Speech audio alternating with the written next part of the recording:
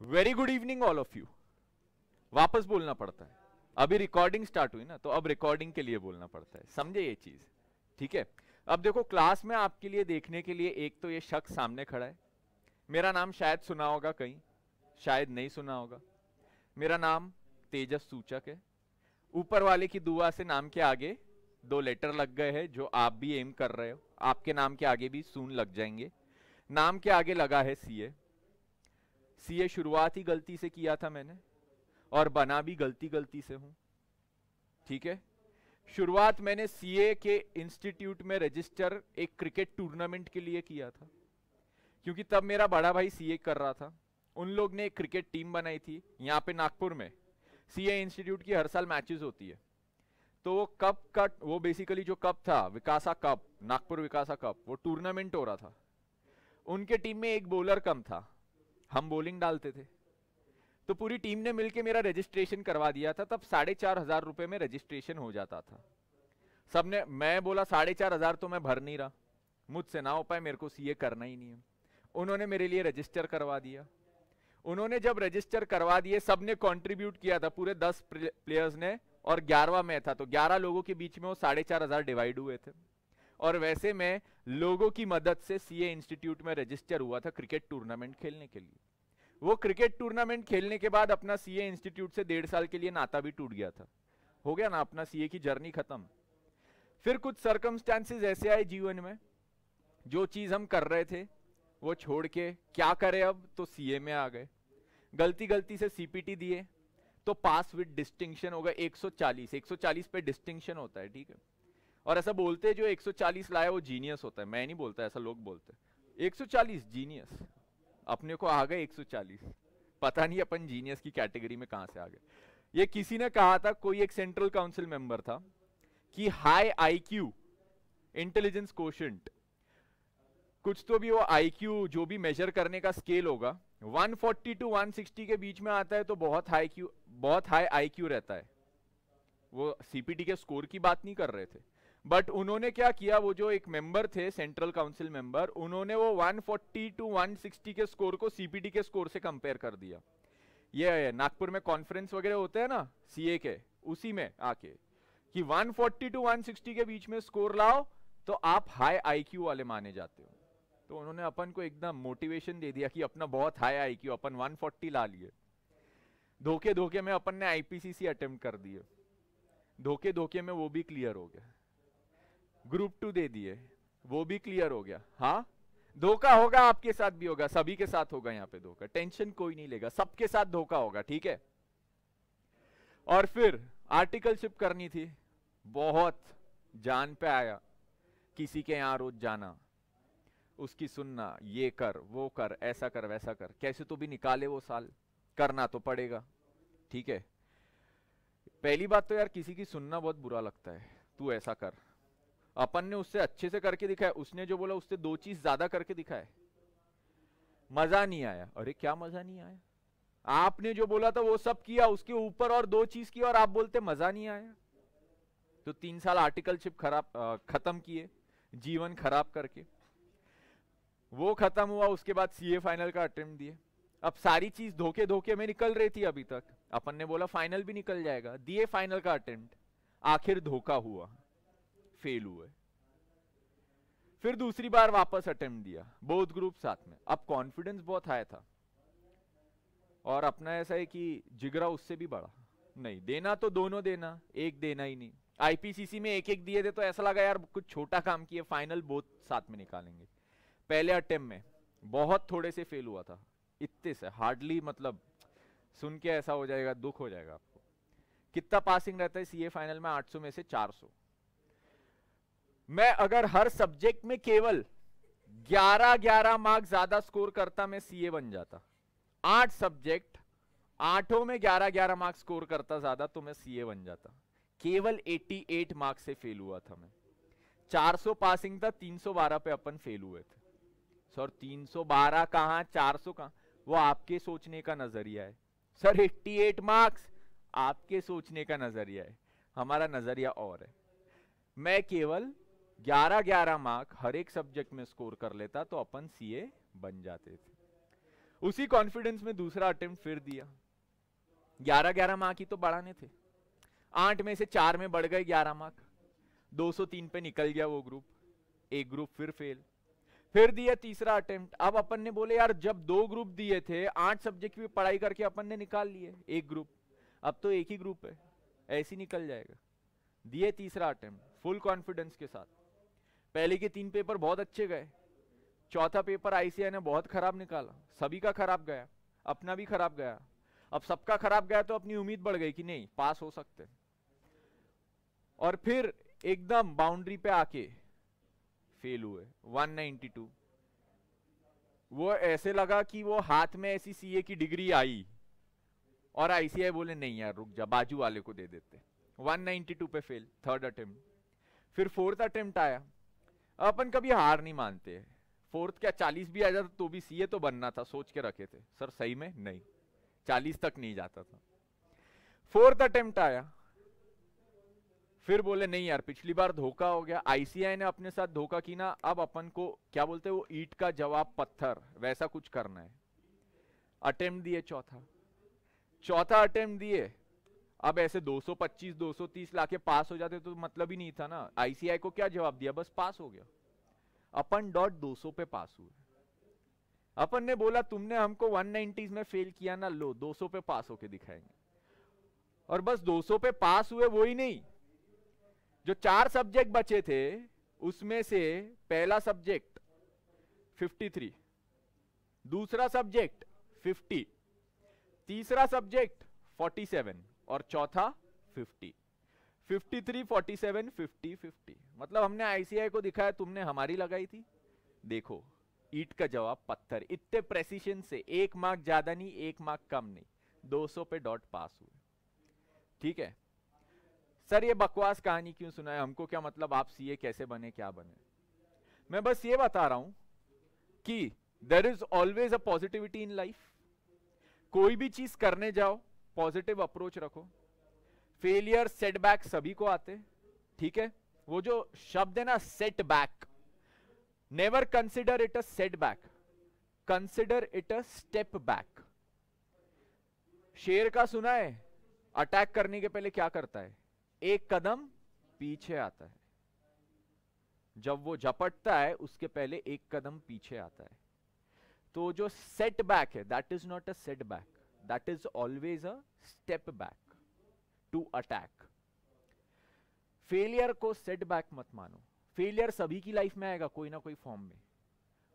Positive attitude रखो, consider it a step back, you will attack, you will succeed. Sir ये motivational lecture ना class के आखिरी दिन पे आना था, नहीं, क्लास हमारी आज स्टार्ट हो रही है, पूरी क्लास हमारे आगे बची हुई है। तो क्लास हम इस एटीट्यूड से चालू करेंगे, ना कि इस एटीट्यूड से केवल खत्म करेंगे। पूरी क्लास हमने इसी एटीट्यूड से चलना है, ठीक है। कोई भी चीज से डरना नहीं है, प्रॉब्लम्स आएगी, दिक्कतें आएगी, कोई चीज समझेगा नहीं, एटीट्यूड पॉजिटिव रखो, आगे बढ़ेंगे। क्लियर है सबको ये चीज, 100% क्लियर, ठीक है। चलिए बहुत हो गया अब बाबा जी का ज्ञान। फाइनली आते हैं हमारे इस कोर्स के फर्स्ट चैप्टर पे, रिविजनरी बैच के फर्स्ट चैप्टर पे, जिसका नाम है शेयर बेस्ड पेमेंट्स। अब आप सभी के डेस्क पे एक एक शीट आ चुकी है, ठीक है। जो चीजें मैंने यहां पे लिखा हुआ हूं वही चीजें आपकी शीट पे आपके सामने प्रेजेंटेड है। रेगुलर बैच में यही सारी चीजें मैं क्लास में लिखाता हूं, रिविजनरी बैच में कम टाइम में आपने ज्यादा चीजें करनी है, इसलिए ये सारी चीजें और पहले से आपको लिख के दे दी गई है, तो आपका लिखने में टाइम वेस्ट ना हो। Clear? Now what do we mean by share based payments. पहले तो यहां पे शब्द क्या यूज किया गया है, पेमेंट्स, मतलब कहीं तो भी कुछ तो भी पे हो रहा है, ठीक है।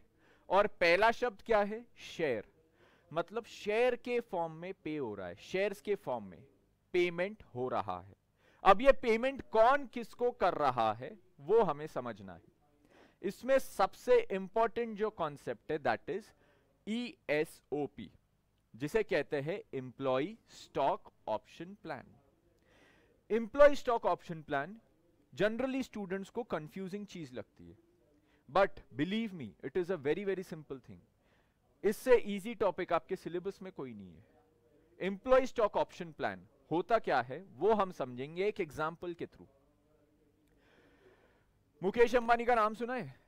रिलायंस सर, क्या आपके जैसा समझा है कि आपका नाम नहीं सुना होगा, उसका सबने सुना है। ठीक है, हाँ जानता हूं सबने सुना है। तो मुकेश अंबानी ने 2010 में क्या किया था, रिलायंस जियो पे काम करना चालू किया था। जो टेलीकम्युनिकेशंस का विंग है रिलायंस इंडस्ट्रीज का, जियो, उस पे 2010 में उन्होंने काम करना चालू किया था। अब जब मुकेश अंबानी ने जियो पे काम करना चालू किया, तब मुकेश अंबानी क्या सोचता है कि यार मैं जो भी काम करूं अपन ने एकदम बड़े स्केल पे करना है, छोटी मोटी चीजें तो अपन कभी करते नहीं है। Whatever we do we have to do it at the biggest scale. और जियो को उन्होंने बनाया भी इंडिया का बड़ा स्टार्टअप नहीं, पूरे देश का, पूरे देश बोल रहा हूं पूरी दुनिया का सबसे बड़ा स्टार्टअप, 2 लाख करोड़ रुपए का। सुना था ये चीज कि Jio is the biggest startup in the world, 2 lakh crore rupees only. Only आगे लगाना जरूरी है। तो अब जब वो इतने बड़े लेवल पे कोई भी चीज स्टार्ट कर रहा है, तो इतने बड़े बिजनेस को सेटअप करने के लिए क्या लगते हैं, उतने बड़े सोचने वाले लोग। और जो इतने बड़े सोचने वाले लोग हैं टेलीकम्युनिकेशंस की फील्ड में, उसको किसने हायर किया होगा? ऑब्वियसली कोई ना कोई कंपनी में तो हायर्ड होंगे, खाली तो बैठे नहीं होंगे। तो मुकेश अंबानी जी ने क्या सोचा कि ये जो लोग दूसरी कंपनी में हायर्ड है, मैं क्या करता हूं, उन्हें वहां से रिलायंस जियो में लेके आता हूं। तो क्या होगा, उनको वैसे ही ये बिजनेस में एक्सपीरियंस बहुत है, डायरेक्टली वो एक्सपीरियंस जियो में अप्लाई करेंगे, उसमें कुछ नया इनोवेटिव और सोचेंगे और जियो को बिगेस्ट बनाएंगे। उन्होंने दूसरी कंपनीज के टॉप एग्जीक्यूटिव्स को हायर करना चालू किया। आइडिया के एक एग्जीक्यूटिव थे मिस्टर एक्स, उनकी वहां पे सैलरी थी 1 करोड़ रुपए। मुकेश अंबानी ने उनको बोला तेरी वहां पे सैलरी कितनी है? 1 करोड़। एक काम कर, जियो ज्वाइन कर, तेरी सैलरी 1.5 करोड़ रुपए। खुशी खुशी आ गया वो। फिर आइडिया ने देखा यार ये गलत हो रहा है। 3 महीने बाद उन्होंने उसे काउंटर ऑफर दिया, तेरी सैलरी वहां पे कितनी? 1.5 करोड़, यहां पे 1.25 करोड़। फिर वो वापस वहां चले गया। सर कॉन्ट्रैक्ट नाम की भी कोई चीज होती है, ऐसा थोड़ी यहां से वहां जा रहा है वो। अरे हाँ होती है, समझो वेव ऑफ हो गया वो, जो भी पेनल्टी थी भर दिया। फिर वो अब वापस कहां चले गया? आइडिया में 1.25 करोड़। फिर अंबानी जी ने देखा यार मैं किसी के आदमी लूं वो ठीक है, पर मेरे आदमी किसी ने नहीं लेना चाहिए, उनका ईगो हर्ट हो गया। फिर उसको ऑफर दिया 1.25 करोड़। पिछले बार 50 लाख बढ़ाया था, इस बार 1 करोड़, 3.25 करोड़। आइडिया वाला बोला था देखो जियो है, मेरी औकात कम है, मैं वापस काउंटर ऑफर देता हूं, 25 लाख ही बढ़ाऊंगा, 3 करोड़। फिर वो वापस उधर चले गया। 6-8 महीने तक बस यही होते रहा, जियो आइडिया जियो आइडिया। क्या इसमें जियो का कोई बेनिफिट हुआ? क्या इसमें आइडिया का कोई बेनिफिट हुआ? बेनिफिट केवल किसका हुआ? एम्प्लॉय का। 1 करोड़ का आदमी 3 करोड़ पे पहुंच गया। अंबानी जी का दिमाग खराब, यार ये नॉनसेंस है, क्या यहां से वहां 2 महीने इधर 2 महीने उधर, ये हो क्या रहा है? बोले कुछ और सोचना पड़ेगा, इसको लाना तो है यहां पे पर कुछ और सोचना पड़ेगा। उन्होंने फिर एक नई स्कीम निकाली। उस एम्प्लॉय को कहा तेरी वहां पे सैलरी जो है उससे मुझे मतलब नहीं, ले ले यहाँ पे जो सैलरी, वहां पे 1 करोड़ है, यहाँ 1.5 करोड़ ले, मुझे कोई दिक्कत नहीं। 2 करोड़ चाहिए 2 करोड़ ले, ये बारे में बात ही मत कर, छोटी बात है। तू मेरे साथ आज ज्वाइन हो, 5 साल तक मेरे साथ काम कर, 5 years you work with me. 5 साल बाद तुझे एक ऑप्शन देता हूं, एक right, that you can purchase the share of Reliance Industries. कब? 5 साल बाद you can purchase the share of my company Reliance Industries at a very subsidized cost, at a very cheap cost. क्या कहा मुकेश अंबानी ने यहाँ पे? 2010 में वो आइडिया के एम्प्लॉय को कहा तू आज मुझे ज्वाइन कर ले, सैलरी का मुझे टेंशन ही नहीं, मैं सैलरी के बेसिस पे तेरे को वहां से यहाँ नहीं खींचना चाहता, तेरे को जो सैलरी चाहिए ले ले, बट तू 5 साल अगर मेरे साथ काम किया ना, 5 साल बाद तुझे क्या दूंगा? एक राइट दूंगा। क्या राइट दूंगा? कि तू मेरे शेयर्स खरीद सकता है। और किस कॉस्ट में? एक बहुत सब्सिडाइज्ड कॉस्ट में। मार्केट प्राइस पे नहीं, उससे बहुत नीचे कॉस्ट तेरे को दूंगा, उतने पे खरीदना। अब ये जो मुकेश अंबानी ने ये प्लान सोचा था ना, ये स्कीम बहुत ही मास्टर स्कीम था। कैसे?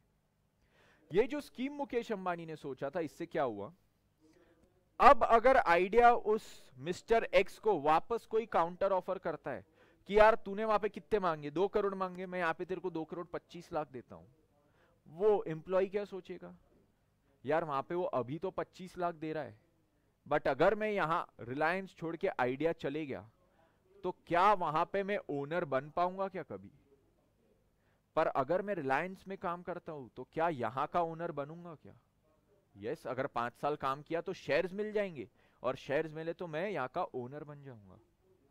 तो वो एम्प्लॉय के पास रिलायंस इंडस्ट्रीज में रुकने का एक मोटिवेशन आ गया।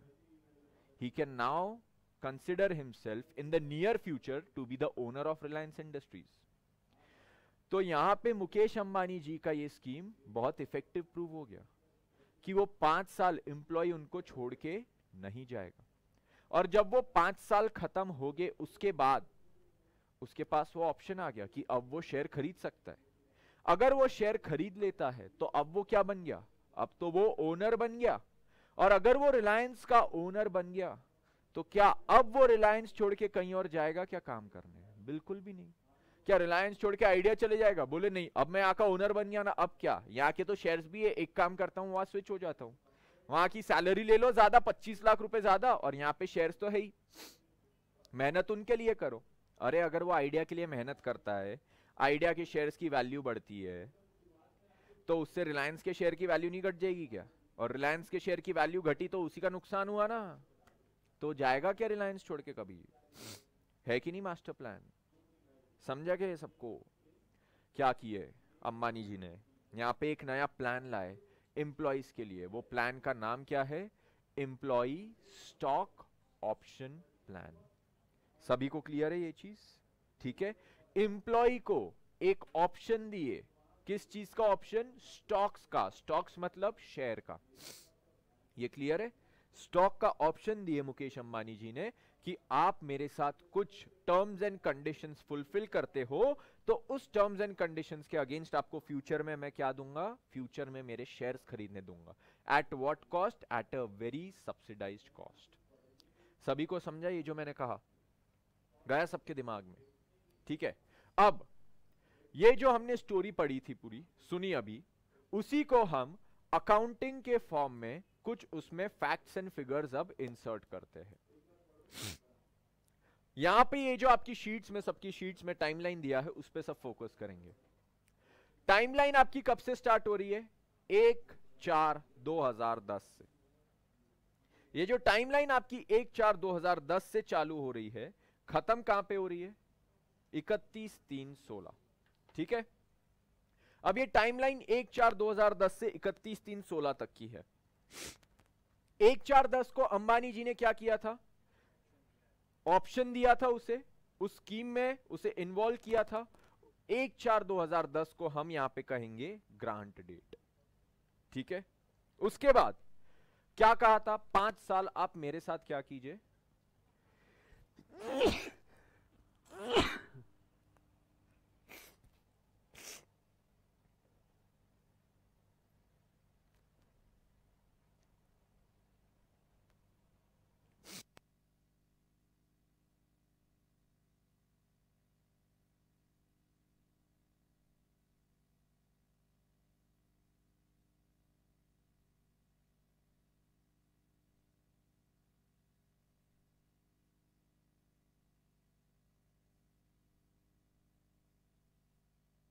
चलिए, तो 1/4/2010 को जो एम्प्लॉय को वो स्कीम दिया था वो क्या था? Grant date. और उस दिन क्या कहा था एम्प्लॉय को कि आप मेरे साथ कितने साल काम कीजिए? 5 साल। वो 5 साल का जो पीरियड है 1/4/2010 से लेके 31/3/2015 तक, उस पीरियड को हम क्या नाम देंगे? उस पीरियड को हम कहेंगे वेस्टिंग पीरियड।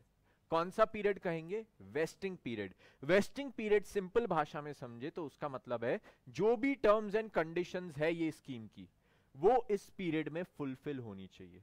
हमारे केस में क्या थी टर्म्स एंड कंडीशंस? 5 इयर्स का सर्विस।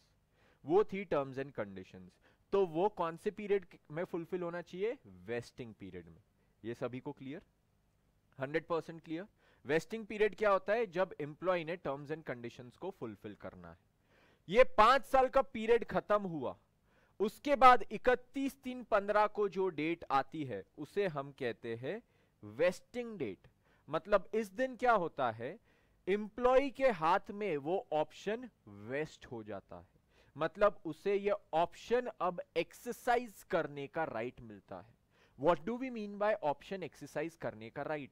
ऑप्शन एक्सरसाइज करने के राइट का मतलब है कि उसे वो ऑप्शन से अब शेयर खरीदने का राइट मिल गया। वो जो स्कीम थी उसमें उसे शेयर खरीदने का राइट मिल गया, तो उसे क्या कहते हैं? ऑप्शंस आज एम्प्लॉय के हाथ में वेस्ट हो गए हैं। वेस्टिंग डेट कौन सी? 31/3/15। ये चीज क्लियर? उसके बाद वेस्टिंग डेट से कुछ एक लिमिटेड पीरियड दिया जाता है एम्प्लॉय को कि आप इस सर्टेन पीरियड में क्या कर सकते हो, जो आपके पास ऑप्शन है शेयर खरीदने का उसे एक्सरसाइज कर सकते हो। हमने इस एग्जाम्पल में वो पीरियड कब से कब तक लिया है? 31/3/15 से 31/3/16 तक।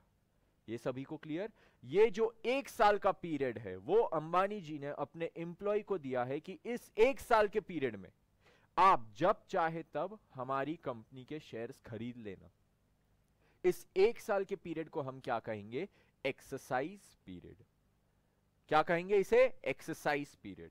और इस एक्सरसाइज पीरियड में वो एम्प्लॉय जिस भी दिन शेयर खरीदेगा उस डेट को क्या कहेंगे? Exercise date. सभी को क्लियर है ये चीज? सारे टर्म समझे सबको?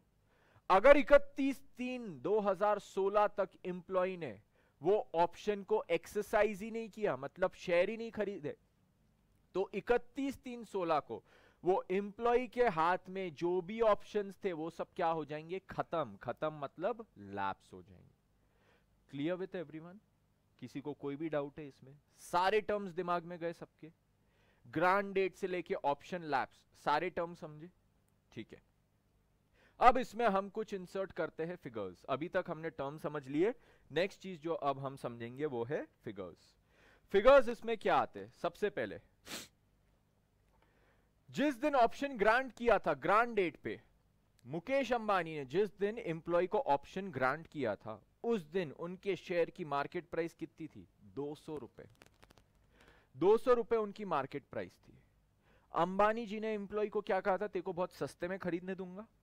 उन्होंने कहा तुझे एक शेयर 100 रुपए में खरीदने दूंगा मैं। एक्सरसाइज प्राइस 100 रुपए, जितने में वो शेयर खरीद सकता है क्या कहेंगे उसे? Exercise price. सभी को क्लियर? ये 200 का शेयर मुकेश अंबानी उसे 100 रुपए में खरीदने दे रहे, तो 100 रुपए का डिस्काउंट दिए। वो 100 रुपए के डिस्काउंट को क्या कहा जाएगा? Intrinsic value of option. क्या कहा जाएगा इसे? Intrinsic value of option. गया सबके दिमाग में?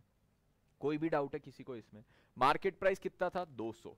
कितने में खरीद रहा था? एक्सरसाइज प्राइस 100, तो डिस्काउंट कितना? 100। उसे क्या कहेंगे? Intrinsic value. अब ये डिस्काउंट क्या है? कंपनी के लिए खर्चा ही है, मतलब 100 रुपए कंपनी के लिए क्या है? It is an expense. Clear है सबको? एक्सपेंस है तो कंपनी को वो एक्सपेंस तो बुक्स में रिकॉर्ड करना पड़ता है या नहीं? जैसे कंपनी सैलरी पे करती है तो सैलरी भी एक्सपेंस है, तो सैलरी रिकॉर्ड करते हैं या नहीं? बिल्कुल करते। तो यहां पे भी एक ऑप्शन देने पे 100 रुपए का खर्चा हुआ। अभी हमने देखे 100 रुपए का खर्चा, 100 रुपए का खर्चा रिकॉर्ड करना पड़ेगा या नहीं? तो ये जो 100 रुपए की इंट्रिंसिक वैल्यू है यहां पे, उसे रिकॉर्ड कैसे करेंगे? अब वो जर्नल एंट्री समझते। उसे हम समझने के लिए पहले लिंक करेंगे उसे कौन सी एंट्री से? सैलरी की एंट्री से। आपके शीट्स में दी है सैलरी की entry. Salary payable to employ, pay नहीं की है, पेएबल है। बचपन में पढ़े थे क्लास 11th में या सीपीटी में, क्या पढ़े थे? Salary account debit to outstanding salary या सैलरी पेएबल, यही एंट्री थी। सैलरी एक्सपेंस है उसे डेबिट करो, आउटस्टैंडिंग सैलरी या सैलरी पेएबल लायबिलिटी है उसे क्रेडिट करो। वही चीज लिखी है वहां पे। तो एक्सपेंस जो हो रहा था कंपनी के पॉइंट ऑफ व्यू से उसे डेबिट कर देना, और जो लायबिलिटी थी उसे क्रेडिट कर देना।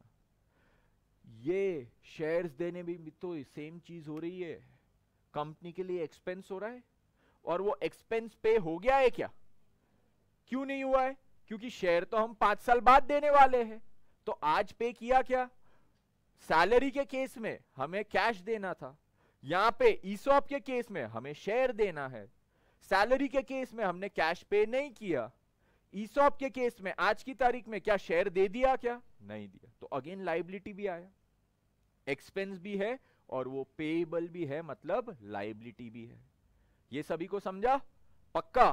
तो एक्सपेंस को ईसॉप के केस में भी क्या करना पड़ेगा? एक एक्सपेंस डेबिट होगा और जो पेएबल है लाइबिलिटी वो क्या हो जाएगी? क्रेडिट हो जाएगी। सभी को क्लियर ये चीज? 100%। एक्सपेंस किस नाम से हम डेबिट करेंगे? यहां पे ईसॉप के केस में एक्सपेंस डेबिट होगा एम्प्लॉय कंपनसेशन एक्सपेंस के नाम से, और लाइबिलिटी किस नाम से क्रेडिट होगी? एम्प्लॉय स्टॉक ऑप्शन प्लान के नाम से। सभी को क्लियर है?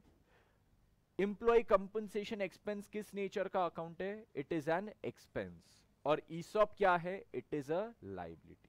कंपनी के पॉइंट ऑफ व्यू से सैलरी से लिंक करो तो बराबर समझ जाता है। सभी को क्लियर है ये चीज? गई बात समझ में? अब ये एंट्री कंपनी कब कब रिकॉर्ड करेगी? जब जब उनका एक्सपेंस हुआ और एक्सपेंस पेएबल है। ये चीज क्लियर? तब तक ये एंट्री रिकॉर्ड होगी। एक्सपेंस इनका टोटल कितने का हो रहा है? 100 रुपए का। पर ये कितने सालों में हो रहा है? 5 साल में हो रहा है। तो ये 100 रुपए को कितने साल में रिकॉग्नाइज करेंगे? 5 साल में रिकॉग्नाइज करेंगे। 100 रुपए को 5 साल में रिकॉग्नाइज करना है, मतलब हर साल कितना करोगे रिकॉग्नाइज? 20 रुपए। 20 20 20 20 एंड 20। सभी को क्लियर?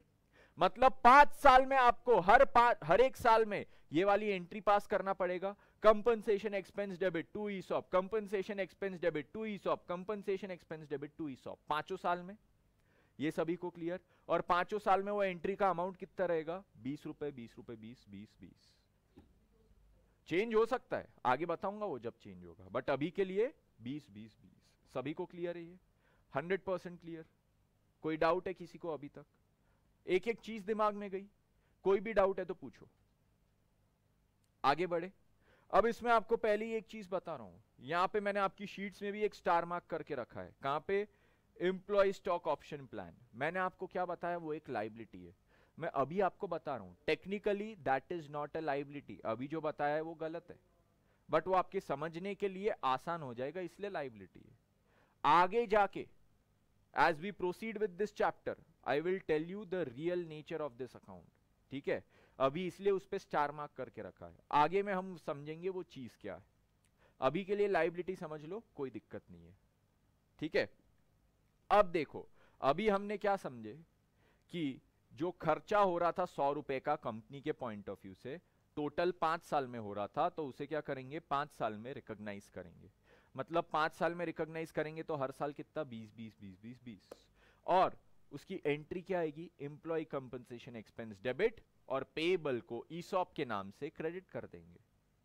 अब 5 साल पूरे खत्म हो गए। 5 साल पूरे खत्म हो गए तो ऑप्शंस एम्प्लॉय के हाथ में वेस्ट हो गए। अब वो उसे एक्सरसाइज कर सकता है। ठीक है, या तो वो उसे खरीद लेगा, वो ऑप्शन से वो शेयर खरीद लेगा, या तो उसे लैप्स होने देगा। अब दोनों भी केस की हम जर्नल एंट्री पढ़ते हैं कि अगर उसने ऑप्शन को एक्सरसाइज किया तो क्या एंट्री, और ऑप्शन को लैप्स होने दिया तो क्या एंट्री। एम्प्लॉय के हाथ में अब जब ऑप्शन वेस्ट हो गया, उसने पहले क्या किया? फर्स्ट ऑप्शन चूज किया कि मैं ऑप्शन को एक्सरसाइज करके शेयर खरीद लेता हूं। अब जब वो शेयर खरीदने गया तो उसे क्या करना पड़ेगा? कंपनी को पैसे देना पड़ेगा। कितने पैसे देगा? उसके लिए एक्सरसाइज प्राइस कितना सेट किया था अंबानी ने? 100 रुपए। तो कंपनी के पास बैंक डेबिट हो जाएगा, कितने से? 100 रुपए से। तो बैंक अकाउंट डेबिट 100 रुपए। कंपनी के पास जो पैसा आया है उसके अगेंस्ट में कंपनी ने क्या देना है? एम्प्लॉय को शेयर देना है, और शेयर दिया तो क्या क्रेडिट होता है? Equity share capital. कितने से क्रेडिट होता है? फेस वैल्यू से। तो हमने इक्विटी शेयर कैपिटल को क्रेडिट कर दिया, कितने से? 10 रुपए से, फेस वैल्यू। ये चीज क्लियर?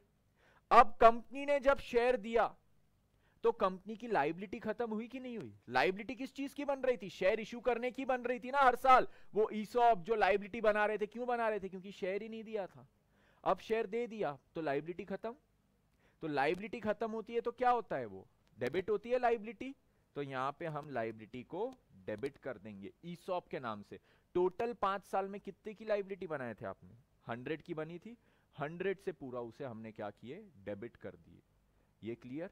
और फिर जो बचा हुआ अमाउंट है वो कहां चले जाएगा, 190 सिक्योरिटीज प्रीमियम में जाएगा। सर 190 कैसे आया, 10 रुपए की फेस वैल्यू का शेयर था, मार्केट प्राइस कितनी थी 200, 190 क्या हो गया, सिक्योरिटीज प्रीमियम। सभी को समझी ये एंट्री, 100% क्लियर। समझो एम्प्लॉय ने वो एक्सरसाइज ही नहीं किया, लैप्स होने दिया, एम्प्लॉय ने बोला यार नहीं चाहिए शेयर, जाने दो, एम्प्लॉय ने जाने दिया, 31/3/16 आ गया। कंपनी पे लायबिलिटी किस चीज की थी, शेयर देने की, पर एम्प्लॉय ने शेयर लिया क्या, तो कंपनी की लायबिलिटी भी खत्म हो गई ना। अब 31/3/16 को लायबिलिटी खत्म, लायबिलिटी खत्म तो क्या होना चाहिए, डेबिट होना चाहिए। तो हम लायबिलिटी को क्या कर देंगे, डेबिट कर देंगे। लायबिलिटी को क्या करेंगे, यहाँ पे डेबिट करेंगे। वो थोड़ा सा वहां पे मिट गया है, आपके उसमें बराबर प्रिंटेड है क्या, देख लो एक बार, नहीं वहां पे भी मिट गया है। वो एम्प्लॉय स्टॉक ऑप्शन प्लान है, उसको अच्छे से लिख देना, एम्प्लॉय स्टॉक ऑप्शन प्लान।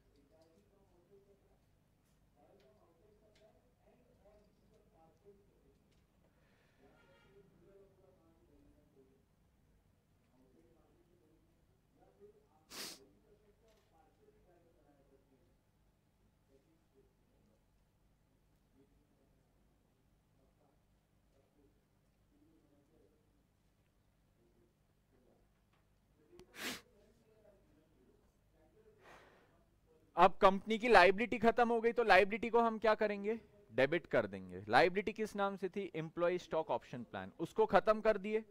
और अब ये जो पूरा पैसा है कंपनी के लिए फ्री पैसा है, तो उसे कहां ट्रांसफर कर देंगे हम, फ्री रिजर्व्स, मतलब जनरल रिजर्व में ट्रांसफर कर देंगे। वहां पे जनरल रिजर्व भी प्रॉपर्ली लिख लेना, टू जनरल रिजर्व अकाउंट। ये चीज क्लियर है सबको, 100%। एंट्रीज पूरी समझी, बस यही तो एंट्री है इस चैप्टर में, और है क्या इसमें, चैप्टर ही खत्म है, यहाँ पे कुछ बचा ही नहीं है इस चैप्टर में। क्या बात कर रहे हैं, सच्ची छोटे छोटे चेंजेस है अब, बस जो भी है मेजॉरिटी तो आपने इस चैप्टर का कॉन्सेप्ट यहीं पढ़ लिए। सभी को क्लियर है ये चीज, किसी को कोई भी डाउट है अभी तक, पक्का, ठीक है। अब जो मैंने आपको बताया था कि एक मैंने आपको टेक्निकली गलत चीज बताई है, कौन सी चीज, एम्प्लॉय स्टॉक ऑप्शन प्लान। आपको मैंने क्या बोला था, this is a liability, it is not a liability, it is a reserve. ये क्या है, एक रिजर्व है। सर वो लायबिलिटी क्यों नहीं है, वो रिजर्व क्यों है, वो बताइए। देखिए कंपनी जो है यहां पे क्या करना था, इन्हें शेयर इशू करना था। Shares can be issued by capitalization of reserves. Share अगर इशू करना है तो उसके लिए कंपनी क्या कर सकती है, रिजर्व्स का कैपिटलाइजेशन।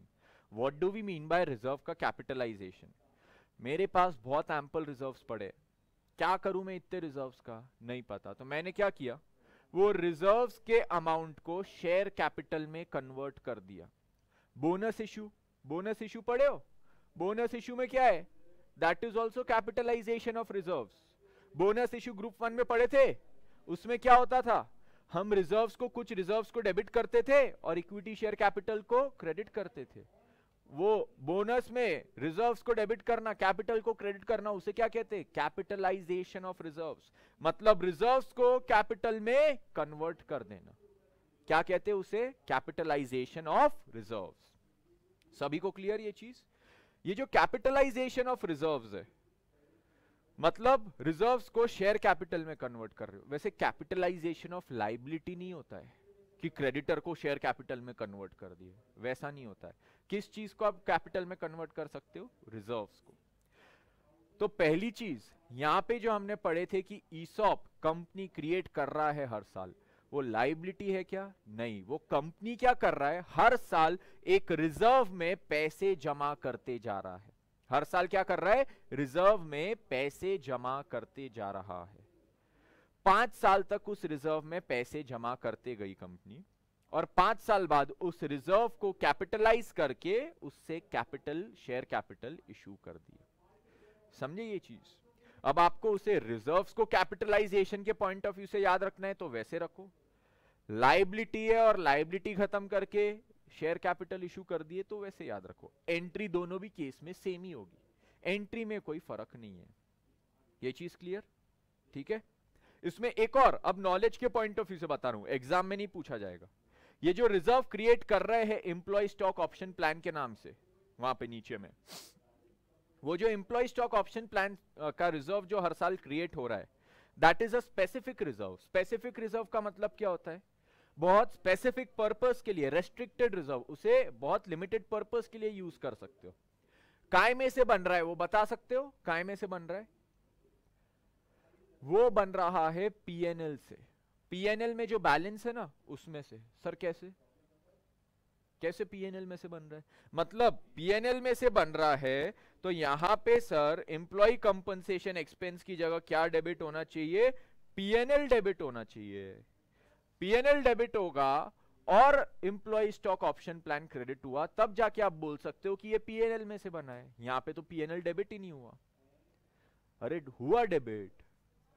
एक्सपेंस कहां लिखते हो? पीएनएल में लिखते हो। तो एक्सपेंस को पीएनएल में ट्रांसफर नहीं करोगे क्या? वो ट्रांसफर करने की क्या एंट्री होगी? PNL account debit to expense. तो एक्सपेंस यहां डेबिट हुआ, अगली एंट्री में क्रेडिट हो जाएगा। नेट एंट्री क्या बची? PNL debit to employ stock option plan. मतलब ये रिजर्व आपने काय में से बनाए हैं? पीएनएल में से। इस साल की जो कमाई है उसमें, हर साल की कमाई में से आप थोड़ा थोड़ा पैसा अलग निकाल के एक रिजर्व बना लिए और फिर वो रिजर्व को क्या किए? 5 साल बाद कैपिटलाइज कर दिए। समझा ये सबको? 100% क्लियर? गई बात दिमाग में? कोई भी डाउट है किसी को अब इसमें? चलिए अब इसी को आगे बढ़ाते हैं, हम नीचे वाले टाइमलाइन पे आते हैं। ऊपर वाले टाइमलाइन में हमने क्या डिस्कस किया था कि कंपनी ने केवल एक ऑप्शन दिया था, एक ही एम्प्लॉय को एक ही ऑप्शन। हम एक ही ऑप्शन से पूरा कॉन्सेप्ट समझे। अब ये वाले एग्जाम्पल में हम क्या समझेंगे कि कंपनी ने कितने ऑप्शंस दिए हैं? 10,000 ऑप्शन दिए हैं। कितने ऑप्शन? 10,000 ऑप्शन। अगर कंपनी ने 10,000 ऑप्शन दिए हैं, इन दैट केस अकाउंटिंग कैसी होगी वो देखते। सेम ग्रांड डेट 1/4/10, 31/3/15 तक वेस्टिंग पीरियड, 31/3/15 को ऑप्शन वेस्ट हो जाएंगे, उसके बाद 1 साल का एक्सरसाइज पीरियड। ये चीज क्लियर? ऑप्शन का शेयर का मार्केट प्राइस 200 रुपए, एम्प्लॉय उसे खरीद सकता है एक्सरसाइज प्राइस 100 रुपए, और उसका इंट्रिंसिक वैल्यू मतलब कंपनी का खर्चा हर ऑप्शन के लिए 100 रुपए का। ये चीज क्लियर? कंपनी ने कितने ऑप्शंस दिए? 10,000। तो कंपनी के लिए टोटल खर्चा कितना हो जाएगा? 100 इंटू 10,000। ये चीज क्लियर? टोटल खर्चा कंपनी के पॉइंट ऑफ व्यू से 10 लाख रुपए। ये टोटल खर्चा कितने सालों में हो रहा है? 5 साल में हो रहा है। मतलब हर साल कितना खर्चा? 2 लाख 2 लाख 2 लाख। हर साल एंट्री क्या आएगी? Employ compensation expense debit to employ stock option plan 2 lakh. 5 साल आएगी। फिर एम्प्लॉय उसे एक्सरसाइज करेगा या लैप्स होने देगा। ये चीज क्लियर? ठीक है। देखिए ईयर एंडिंग 31/3/11/12/13/15 हर साल क्या एंट्री आएगी? यही एंट्री आएगी और इसमें अमाउंट क्या रहेगा? 2 लाख रुपए। सभी को क्लियर? ये चीज इजी लग रहा है? अब ये चैप्टर एक्चुअली बहुत इजी है, प्रोवाइडेड इसका लॉजिक समझ जाओ। लॉजिक गया सबके दिमाग में? नेक्स्ट अब देखिए तीसरे टाइमलाइन पर हम आते हैं। तीसरे टाइमलाइन के पहले इसी टाइमलाइन को थोड़ा डिटेल में और डिस्कस कर लेते। ये देखिए मैंने यहाँ पे कैलकुलेशन जो इसका किया है ना थोड़ा अलग तरह से किया है। सब लोग सेकंड पेज पे आ जाएंगे तो सबको दिखेगा वो। यहाँ पे देखो मैंने कैलकुलेशन इसका कैसे किया है। फाइनल आंसर तो वही है जो आपने बोला था, पहले साल 2 लाख, दूसरे साल 2 लाख, तीसरा 2 लाख, चौथा भी 2 लाख, पांचवा भी 2 लाख। ये चीज क्लियर? बट मैंने उसे कैलकुलेट कैसे किया है वो जानना जरूरी है। सर कैसे पगले हो आप, गोल गोल घुमा के किया है। हम बताते ना सीधा सीधा कैलकुलेशन क्या है। Year 1 10 lakh divided by 5, year 2 10 lakh divided by 5, third 10 lakh by 5, fourth 10 lakh by. ये क्या किया आपने? What nonsense. समझता नहीं क्या सिंपल कैलकुलेशन? अरे बाबा समझता, किसी कारण से किया है जो आपको आगे के एग्जाम्पल में समझेगा। देखते हैं हमने यहाँ पे कैलकुलेशन कैसा किया है। 31/3/11 का कैलकुलेशन देखते हैं। मैंने क्या लिखा है? 10,000 ऑप्शन, हर ऑप्शन पे कितना खर्चा, 100 रुपए का। टोटल कितने साल में रिकॉग्नाइज करना है, 5। तो मतलब ये 10 लाख को मैं 5 साल में रिकॉग्नाइज करूंगा, तो 5 से डिवाइड कर दिया। मल्टीप्लाई किससे किया, 1 से। 1 से क्यों मल्टीप्लाई किया, अभी तक 1 साल खत्म हुआ है। टोटल कितना आया, 2 लाख। उसमें से अभी तक कितना रिकॉग्नाइज किए हैं, 0। तो अभी इस साल कितना करेंगे, पूरा 2 लाख। वैसे ही सेकेंड ईयर में करता हूं, 10 लाख का खर्चा कितने साल में आएगा, 5 साल। अभी तक कितने साल हुए खत्म, 2 साल। तो अभी तक टोटल कितना खर्चा 2 साल का, 4 लाख। 2 साल में 4 लाख का खर्चा, उसमें से ऑलरेडी कितना रिकॉग्नाइज कर लिए, 2 लाख। तो अब कितना करोगे, 2 लाख। ये सभी को क्लियर, 100% क्लियर। नेक्स्ट, तीसरे साल में भी 10 लाख का खर्चा कितने साल में, 5 साल। कितने साल खत्म हुए, 3। तो 3 साल में टोटल खर्चा कितना रिकॉग्नाइज हो जाना चाहिए था, 6 लाख हो जाना चाहिए था। अभी कितना हो गया, 4 लाख। मतलब अब कितना होगा, 2 लाख। वैसे ही Y4 में भी किए, Y5 में भी किए। सर पर अभी भी लॉजिक नहीं समझा, इतना घुमाए क्यों। अगले एग्जाम्पल पे आओ, सबको समझ जाएगा। पीछे के पेज पे आइए, हमारा अगला एग्जाम्पल क्या दिया है हमें नेक्स्ट एग्जाम्पल में, वो देखते हैं। नेक्स्ट एग्जाम्पल में आपको दिया है grand date is same 1/4/2010, vesting period same, मतलब वेस्टिंग डेट भी सेम, एक्सरसाइज पीरियड भी same. Market price of share on the grand date was 200 same, employ उसे 100 रुपए में खरीद सकता है, exercise price same, intrinsic value 100 रुपए का डिस्काउंट वो भी सेम। कंपनी के पास 100 एम्प्लॉइज थे जिनको उन्होंने ये ऑप्शन दिया, और हर एम्प्लॉय को कितने ऑप्शंस दिए हैं, 100। मतलब एक एक एम्प्लॉय 100 ऑप्शन लेके बैठा है। टोटल कितने एम्प्लॉइज है, 100 एम्प्लॉइज। ये सभी को क्लियर। अब हम देखते हैं हर साल खर्चा कितना रिकॉग्नाइज करना, बट उसके पहले यहां पे एक छोटा सा ट्विस्ट दिया है। पहले साल मतलब ग्रांड डेट पे कितने एम्प्लॉइज को ये दिया था, 100 एम्प्लॉइज। पहले साल के अंत में भी कितने एम्प्लॉइज थे, 100। दूसरे साल के अंत में भी, तीसरे साल के अंत में केवल 80 एम्प्लॉय बचे, 20 छोड़ के चले गए। चौथे साल के अंत में भी 80 बचे और लास्ट भी 80 बचे। जो तीसरे साल के अंत में 20 एम्प्लॉइज छोड़ के गए, क्या कंपनी उन्हें शेयर्स देगा क्या?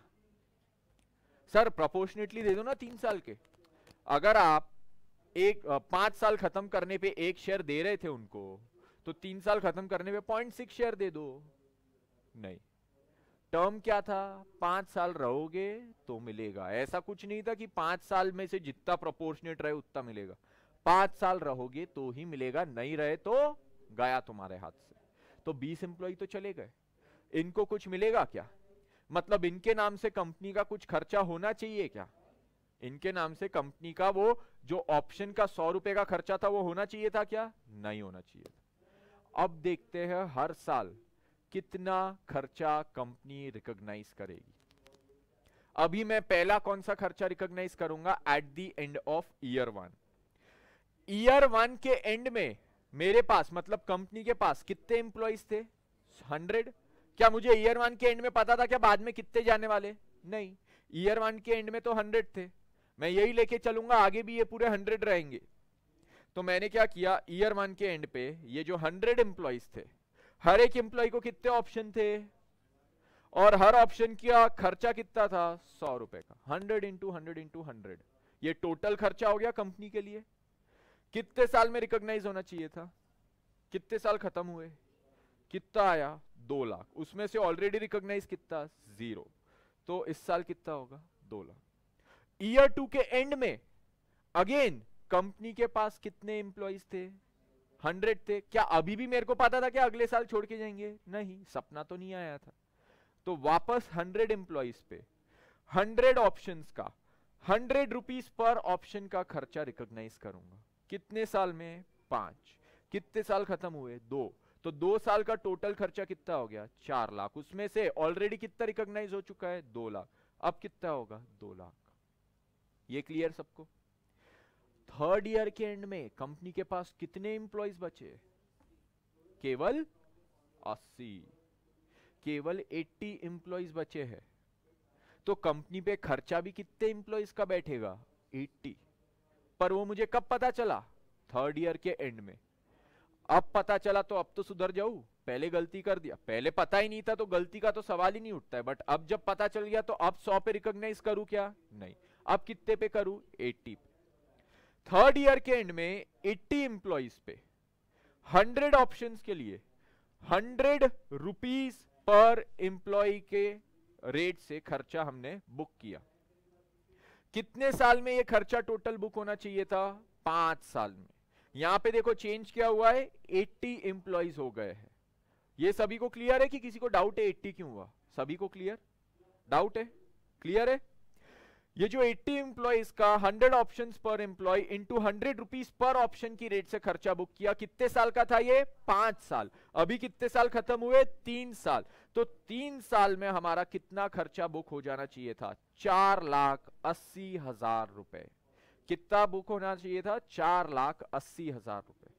ये चीज क्लियर। अभी तक हमने पहले 2 साल में ऑलरेडी कितना बुक कर दिए, 4 लाख रुपए बुक कर दिए। तो अब इस साल कितना करेंगे, केवल 80,000 रुपए। इसलिए मैं इतना गोल गोल घुमा के कैलकुलेशन कर रहा था। अभी तक तो उसका सेंस नहीं दिख रहा था, हर साल 2 लाख 2 लाख ही आ रहा था। अब उसका सेंस आया, समझा ये सबको कि क्यों ऐसा गोल गोल घुमा के हम पूरा कैलकुलेशन कर रहे थे। आते हैं 4th ईयर के एंड पे। 4th ईयर में भी कितने एम्प्लॉइज, 80 एम्प्लॉइज। कितना खर्चा, कितने ऑप्शंस पर एम्प्लॉय, 100। और हर ऑप्शन का खर्चा कितना, 100। कितने साल में रिकॉग्नाइज होगा, 5 साल। अभी कितने साल हुए हैं, 4 साल खत्म हो चुके हैं। मतलब टोटल कितना खर्चा आना चाहिए, 6,40,000 4 साल में रिकॉग्नाइज हो जाना चाहिए। अभी तक कितना हो गया है 3 साल में, 4,80,000 रुपए। तो इस साल अब कितना होगा, 1,60,000। वापस देखो डिफरेंट अमाउंट आया। ये चीज clear. And similarly at the end of year 5, 80 employees, 100 options पर एम्प्लॉय इनटू 100 रुपीज पर ऑप्शन। कितने साल में होना था, 5 साल। कितने साल खत्म हो गए, पूरे 5। टोटल 8 लाख रुपए का खर्चा रिकॉग्नाइज होना था। अभी तक 6,40 कर दिए हैं रिकॉग्नाइज। तो अभी इस साल और कितना आएगा, 1,60,000। ये समझा सबको, सबके दिमाग में गया। हर साल जर्नल एंट्री क्या आएगी खर्चा रिकॉग्नाइज करने की, employ compensation expense debit to employ stock option plan. सभी को क्लियर है ये, 100% क्लियर। और फिर वो जो कंपनसेशन एक्सपेंस है उसको हर साल कहां ट्रांसफर करोगे, पीएनएल। सभी को क्लियर, कोई भी डाउट है किसी को इसमें। पहले से लेके अभी तक जितने हमने एग्जांपल्स डिस्कस किए एक बार सारे गो थ्रू करो, खुद से शांति से पढ़ के गो थ्रू करो।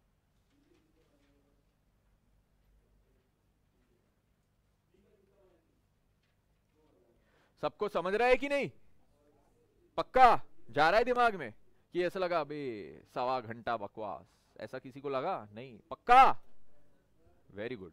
क्या समन, वेरी गुड, तू ही होनहार छात्र है यहाँ का।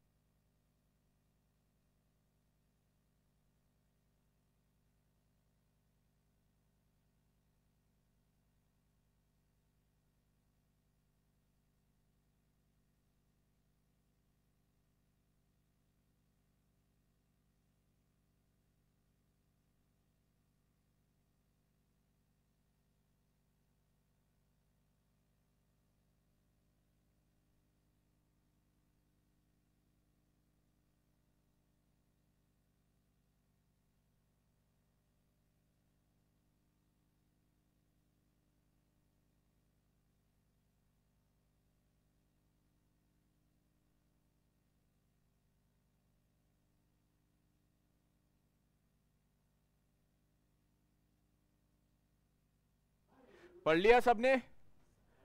हो गया पढ़ के?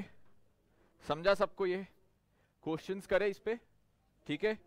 क्वेश्चंस भी देखिए वहां पीछे ही दिया है आपको।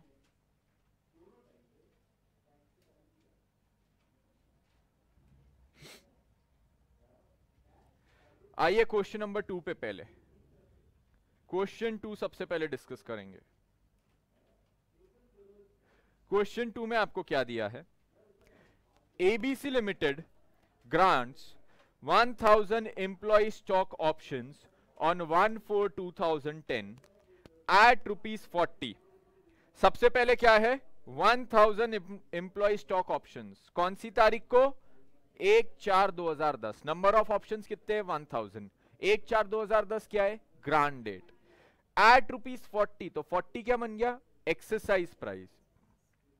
When the market price was 160, market price है 160, एक्सरसाइज प्राइस है 40, तो ये दोनों से हमको क्या मिल जाता है? इंट्रिंसिक वैल्यू कितना है?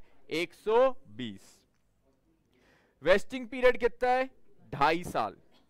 Maximum exercise period is 1 year. 300 unvested options lapse on 1/5/2012। Now what do we mean by unvested options? जब वेस्टिंग पीरियड खत्म होता है तब क्या होता है? एम्प्लॉइज के हाथ में ऑप्शंस वेस्ट होते हैं, मतलब वो ऑप्शंस वेस्ट हो गए, मतलब वो अब उसे एक्सरसाइज कर सकते। अगर वेस्टिंग पीरियड खत्म होने के पहले एम्प्लॉय भाग जाते हैं, जैसा हमने एक एग्जांपल में, अभी लास्ट एग्जांपल में देखा था, तो उनके ऑप्शन अभी तक वेस्ट हुए थे क्या उनके हाथ में? नहीं। तो वो कौन से ऑप्शन है? अनवेस्टेड, मतलब वेस्ट होने के पहले ही वो ऑप्शन लैप्स हो गए, उसे क्या कहेंगे? Unvested options. कौन सी तारीख को लैप्स हुए थे? 1/5/2012।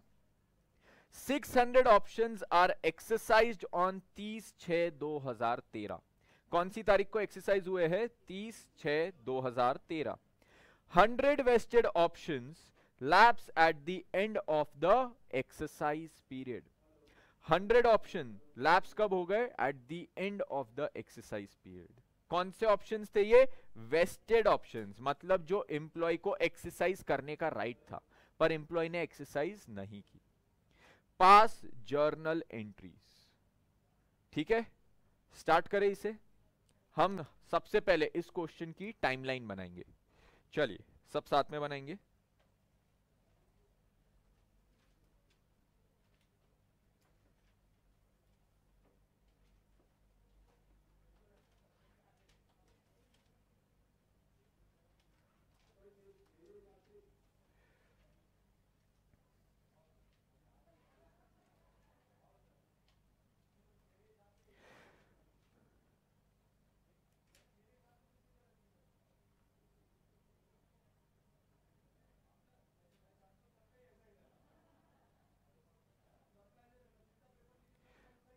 एक 4/10 को हमारा था ग्रांट डेट।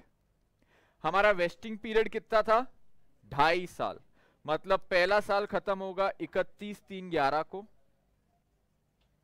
31/3/11। दूसरा साल कब खत्म होगा? दूसरा साल खत्म होगा 31/3/12 को। और हमारा वेस्टिंग पीरियड कब खत्म होगा? 2.5 साल में, मतलब 30 सितंबर 12, 30 सितंबर 2012 को। यहां से हमें एक्सरसाइज करने के लिए कितना पीरियड दिया गया है? 1 साल पूरा दिया गया है, मतलब कब तक इसे एक्सरसाइज कर सकते हैं? 30 सितंबर 2013 तक। ये चीज क्लियर? ठीक है, सभी को क्लियर? ये 1 साल, ये 2 साल, ये 2.5 इयर्स वेस्टिंग पीरियड यहां पे होता है कंप्लीट। 1/4/10 के नीचे लिखता हूं, ये है मेरी ग्रांट डेट।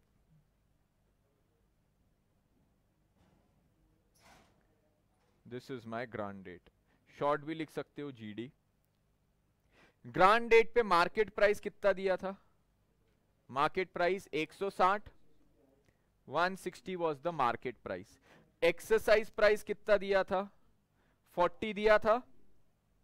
हमारा इंट्रिंसिक वैल्यू कितना आ जाएगा? 120 will be the intrinsic value. सभी को क्लियर ये चीज? इंट्रिंसिक वैल्यू हो गई हमारी 120। नंबर ऑफ ऑप्शंस कितने थे वो भी लिख लो। Number of options equals to 10,000। 1,000 था या 10,000? 1,000। 1,000 ऑप्शंस। सभी को क्लियर है यहां तक? सबसे पहले हम कैलकुलेट करेंगे। अब इसमें एक और चीज आपको दी थी, 300 अनवेस्टेड ऑप्शंस। कौन सी तारीख को गए थे वो? 1/5/2012। वो भी डेट मार्क कर लेता हूं, यहां पे आएगा कहीं तो भी 1/5/2012। कितने गए थे इस दिन? 300 माइनस 300। ठीक है, तो इससे मैं पहले तो लिख लेता हूं, ग्रांड डेट पे कितने ऑप्शंस थे? 1000। फर्स्ट ईयर के एंड में भी कितने थे? 1000। सेकेंड ईयर के एंड में भी कितने थे? 1000। फिर उसमें से कितने गए? 300। तो 30 सितंबर को कितने बचे वेस्टिंग डेट पे? केवल 700 बचे। ठीक है, 700 में से एक्सरसाइज पीरियड में कितनों ने एक्सरसाइज किए? एक्सरसाइज किए थे 600 ऑप्शंस, और लैप्स कितने हुए? 100। ये क्लियर सबको? 100%। अब इसकी हम चालू करते हैं कैलकुलेशन कि हर साल कितना एक्सपेंस हम रिकॉग्नाइज करेंगे। लिखिए कैलकुलेशन ऑफ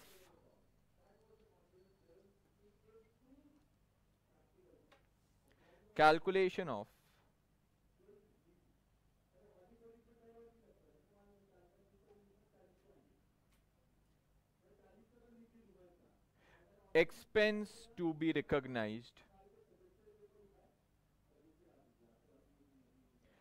each year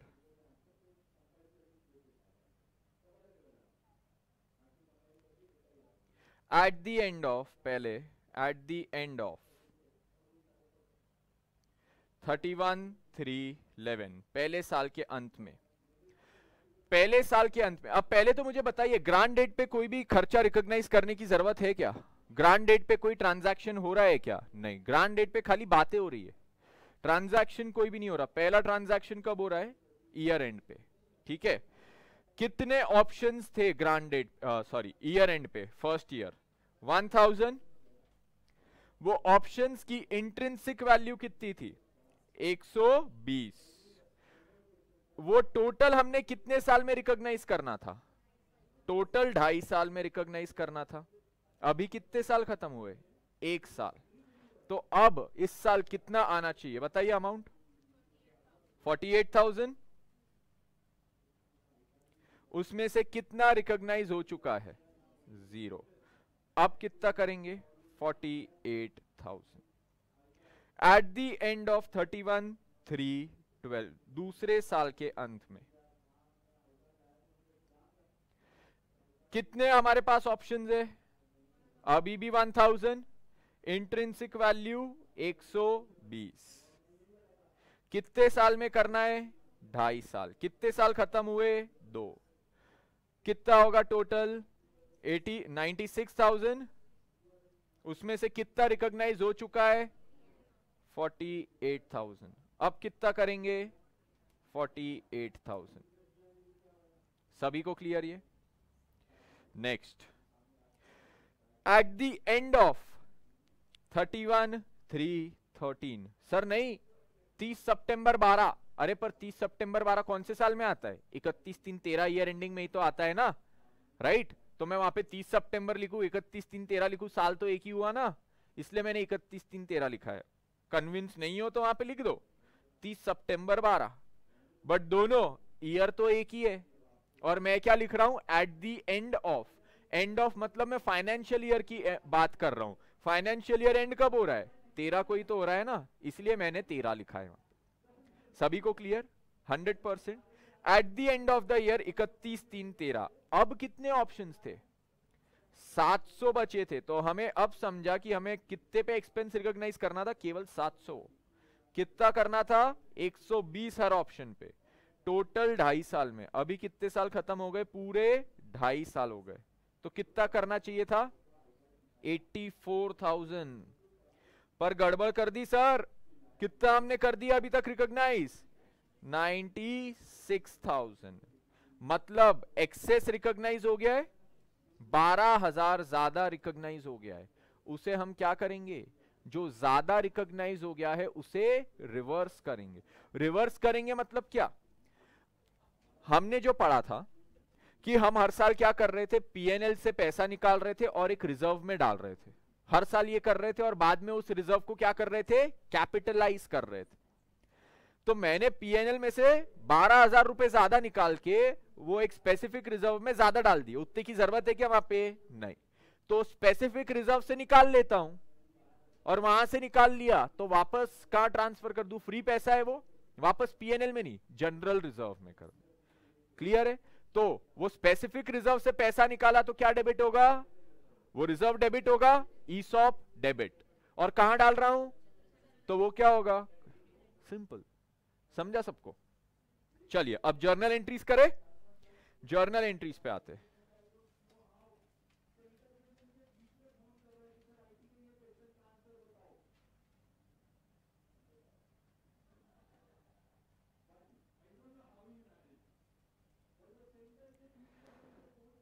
इस क्वेश्चन के बाद छोटी सी ब्रेक लेंगे, ठीक है? आईपीसीसी वाले हो क्या अभी ना, वो एकदम 3-3 घंटे का दिमाग को टॉर्चर देने की आदत नहीं है। आईपीसीसी में इतनी लंबी क्लासेस होती नहीं है, फाइनल में आदत हो जाएंगी। ले 3 घंटे, ले 4 घंटे, और 4 घंटे भी बोल के 4:15 पे खत्म होगा। मतलब आखिर में आपका ऐसा रहेगा, भाई अब खत्म कर, नहीं तो ये पेन लेके तेरे गले में मारूंगा, है कि नहीं? आईपीसीसी में वो आदत अभी तक हुई नहीं है, इसलिए छोटी छोटी 2-2 मिनट की, 30-30 सेकंड की हम ब्रेक। क्या 30 सेकंड? हाँ 30 सेकंड बोलूंगा तब 5 मिनट लोगे ना आप, है कि नहीं? इसलिए 30 सेकंड बोलूंगा, नहीं तो 5 बोला तो सीधा 15 कर दोगे, राइट? इसलिए चलिए जर्नल एंट्री। सबसे पहली एंट्री कौन सी डेट पे आएंगी? 31/3/11। क्या एंट्री आएगी? Employee compensation. Oh very good, excellent.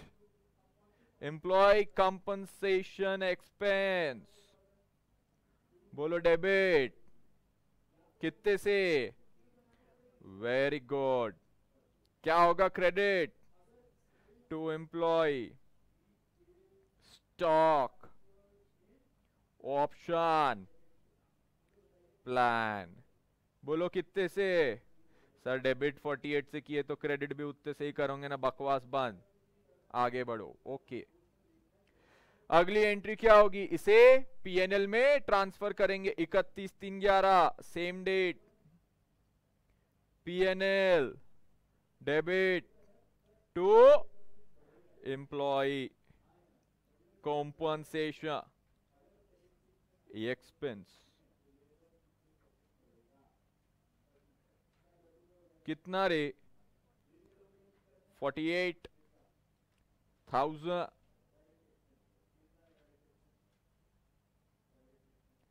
Clear? अगली एंट्री कौन से डेट पे आएंगी? 31/3/12। आ जाओ 31/3/12 पे, करो एंट्री पास। क्या एंट्री होगी? Compensation expense debit to ESOP. Amount कितना? 48,000। देखते आप पहले एंट्री पास करते हो या मैं?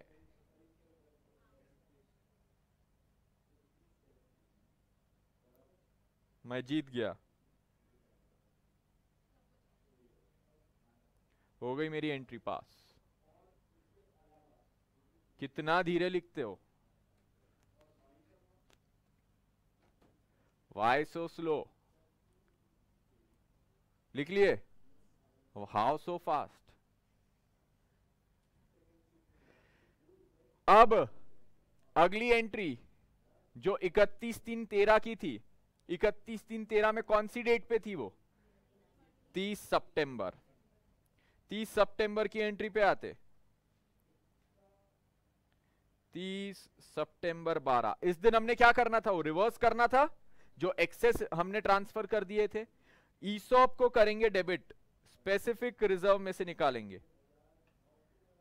Employ stock option plan debit.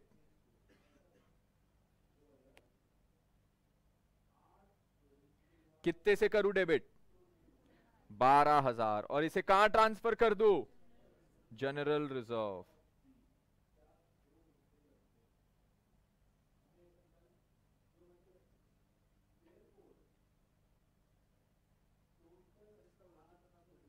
क्या हमने क्या किया था?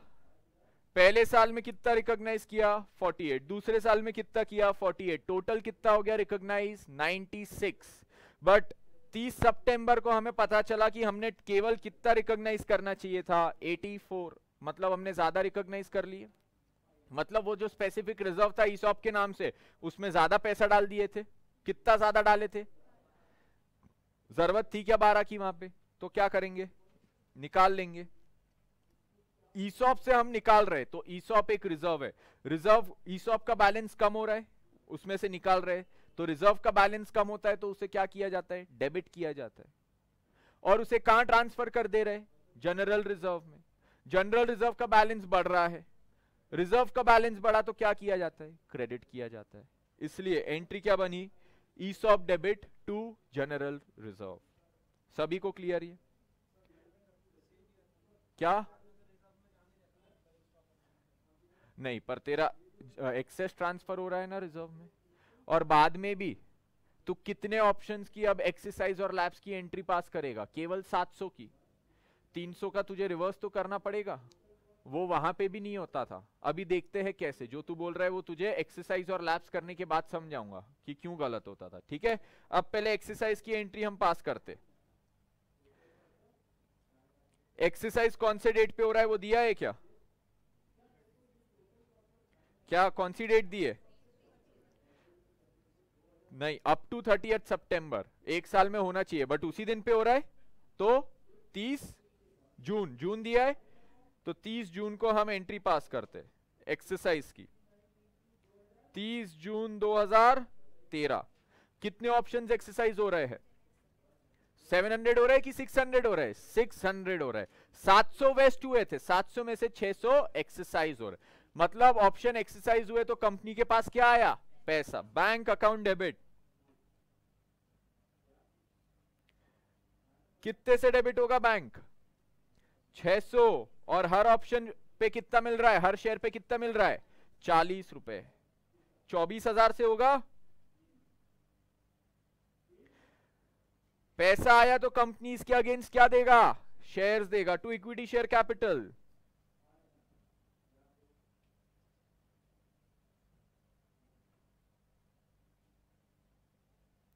कितना? 600 into 10, face value 6000। Share capital दे दिया तो रिजर्व क्या हो गया? कैपिटलाइज हो गया, मतलब रिजर्व डेबिट। या फिर अगर लाइबिलिटी के पॉइंट ऑफ व्यू से बोलो तो लाइबिलिटी खत्म हो गई, तो liability debit. Employee stock option plan debit.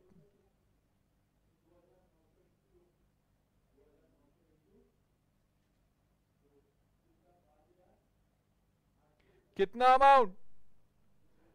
Liability आपने कितने से बनाए थे? 600। एक शेयर पे 120 की बनाए थे, तो 600 पे कितने की? 600 इंटू 120। 600 इंटू 120, 72,000। ये चीज क्लियर? कहां से आया 72? हर शेयर पे 120 की लाइबिलिटी बनी थी या रिजर्व बना था, तो 600 शेयर पे कितना? 600 इंटू 120। ये क्लियर? और बचा हुआ अमाउंट अब कहां जाएगा? To securities premium.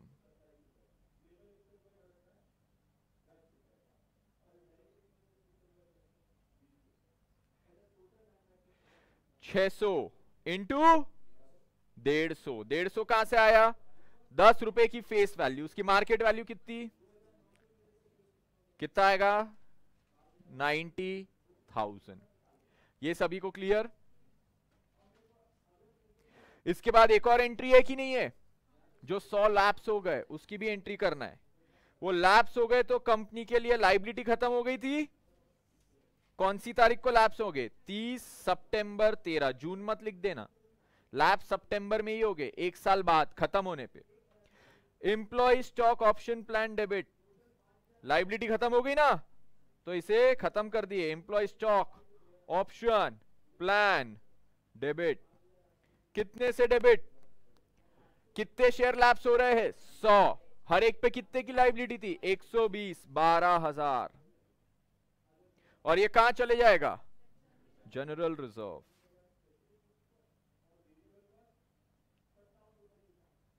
कितना? 12,000।